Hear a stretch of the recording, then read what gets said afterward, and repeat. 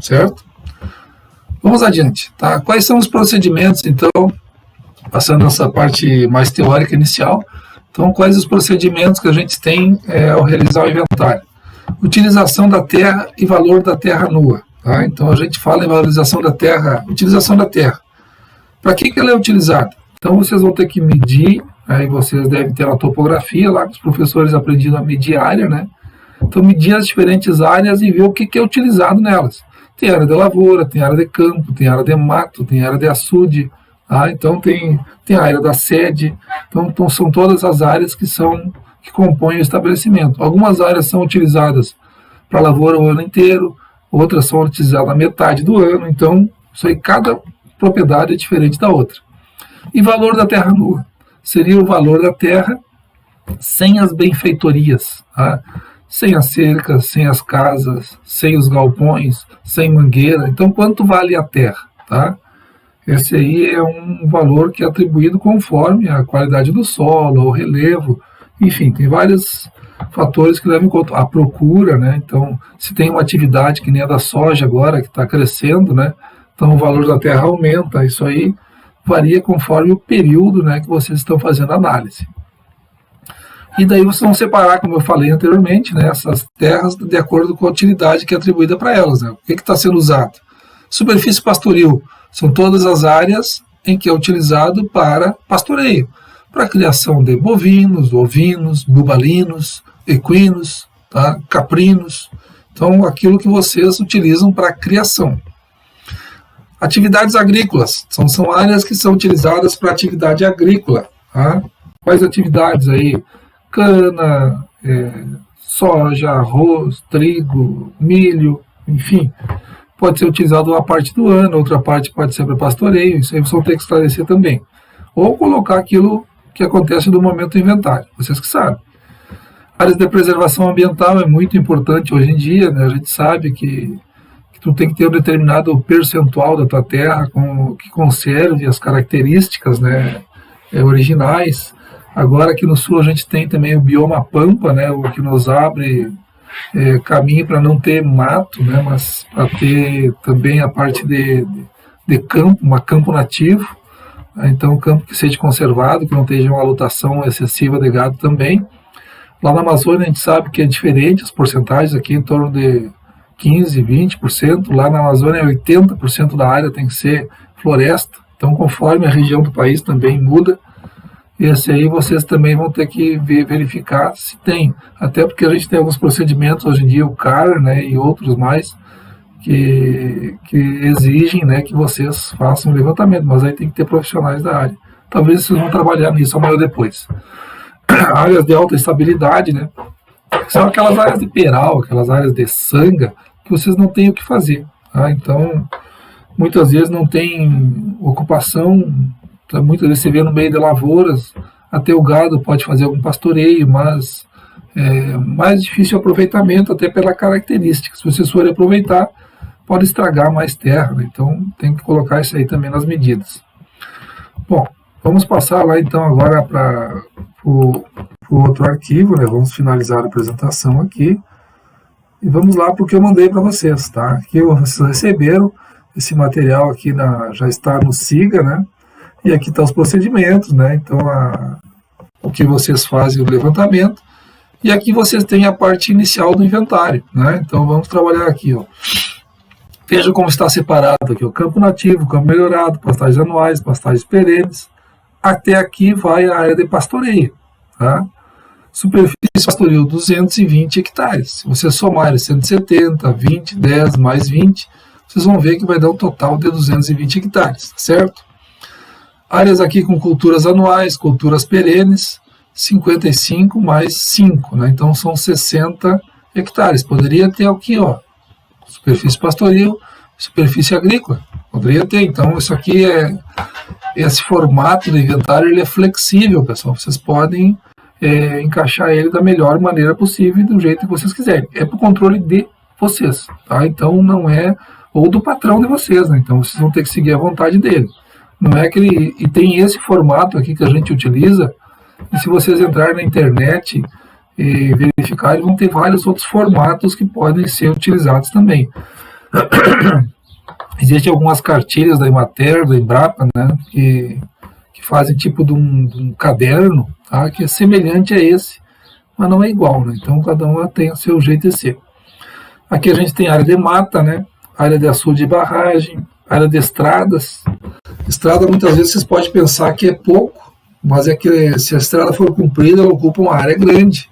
E geralmente é uma área pouco aproveitada, né? Porque é uma área muito socada por pneu, né? Por trator, máquina, caminhonete. Então é uma área que é interessante a gente saber quanto ela mede, certo? Aqui sangas banhadas em estáveis, né? São 18 hectares. É uma área boa de tamanho, mas com pouco aproveitamento, né? Até o pastoreio acontece, mas ele não tem um retorno assim que seria o ideal, tá? Então, são as áreas aqui. Daí aqui a gente tem a superfície pastoril separada, né? Poderia ter essas totalizações aqui também, a área de preservação ambiental, a área agrícola, à vontade de vocês, tá certo? Então, a área total são 348 hectares nessa propriedade. Há um valor atual, um valor bem razoável, de R$20 mil, dá um valor total da terra, sem valorizar o que está em cima, de R$6.960.000, certo? Bom, na sequência aí, pessoal, eu acho que eu vou seguir nesse Word aqui de vocês, até ficar melhor para vocês acompanharem depois. Quem for imprimir, de repente pode acompanhar por aqui. Na sequência a gente tem benfeitorias, instalações e melhorias, tá? Então o que a gente vai fazer? A gente vai verificar na propriedade o que a gente tem desse aí, tá? desse quesito. O que a gente tem lá, então? Aqui as benfeitorias, construções, instalações e melhorias, né? Então, a descrição de cada uma delas. Aqui a gente separou em quadros conforme o tipo de benfeitoria, certo?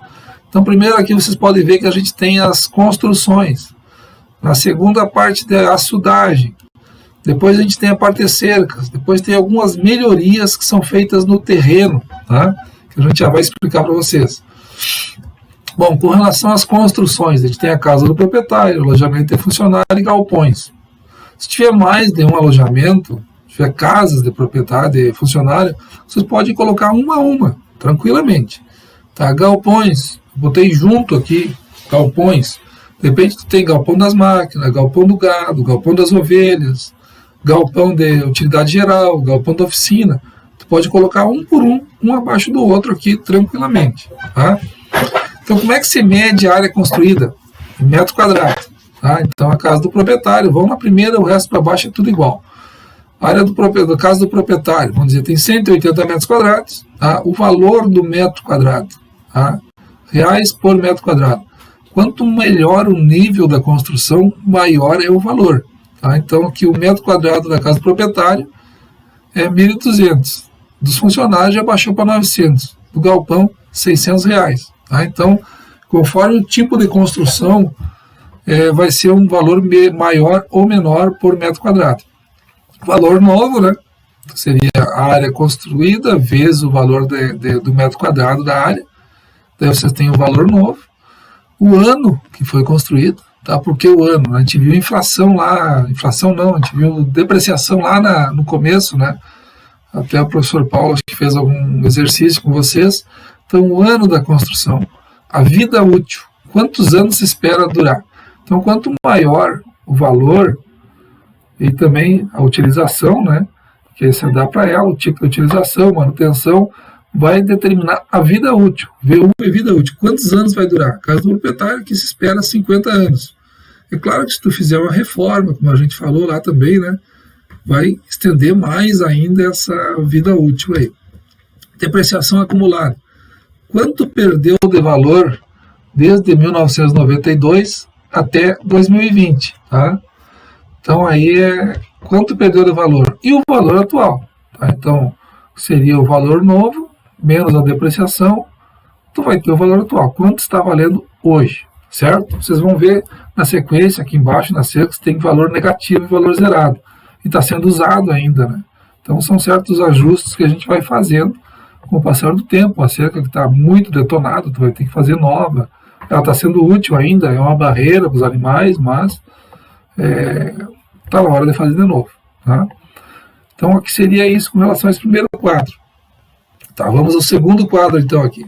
Açudes, né? Então, são 6 açudes, que seriam bebedouros, né? Açudes espalhados pela propriedade, quanto mais açude, melhor é, né? Principalmente em épocas de seca, a gente dá o valor. E a barragem, né? Que seria para o plantio de arroz.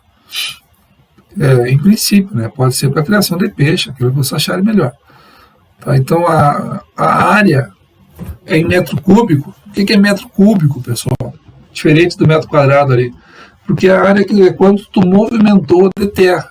Tá? Quantos metros cúbicos eu movimentei de terra para fazer a barreira, a taipa, a barragem, enfim, onde vocês vão segurar a água. Então, quantos metros cúbicos foi movimentado, aí tu atribui o valor. Essa é uma forma de atribuir valor. Você pode atribuir valor também pelo volume de água que ela comporta, né? Ou seja, que ela pode possuir, né? Então, pode ser outra maneira. Mas eu prefiro essa aqui que é mais prática, mais fácil, certo? Qual é o valor do metro cúbico? Ano passado, eu não fiz esse levantamento, estava em torno de 9,50. Provavelmente está mais um pouco agora, devido ao aumento de insumos em geral, né? Então, aumentou bastante esse ano, a gente teve uma inflaçãozinha um pouquinho maior nesse ano, devido até à pandemia, né? Bom, valor novo seria o valor do metro cúbico vezes os metros cúbicos movimentados para fazer aquela taipa, né? Então, seria esse o valor novo, o ano da construção, a vida útil, né? Aqui a vida útil vai ter uma série de fatores que vão influenciar, se é enrocada, né? Se tem pedra na taipa, se não tem, se é terra de areia, se é terra de saibro. Então, se você sabe melhor do que eu, né? Que eu sou veterinário, vocês são quase técnico agrícola, né? Então sabe melhor do que eu. Depreciação acumulada, do mesmo jeito ali de cima, e o valor atual, tá? Então, esses aí são os valores que são atribuídos, quanto valeria hoje esses açudes, essas barragens aí. Cercas, né? Então aqui eu coloquei de maneira simples, né?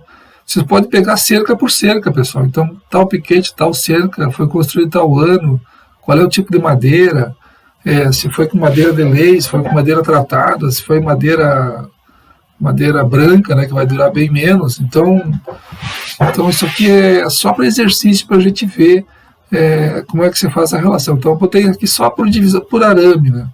Então, cerca de 6 fios, cerca de 5 fios e cerca de 10 fios aí para a ovelha, né, fazer um seguro. Tá? Então, foi essa maneira que eu dividi. Mas vocês podem ter a liberdade de dividir da maneira que quiserem. Se quiserem medir cada cerca que tem na propriedade e colocar o valor, tranquilamente, vai ficar mais detalhado, vai ficar bem melhor que aqui. Então, a cerca já é em metro linear. Então, quantos metros possui a cerca? Pode ser nas medidas dos alambradores aí também, né?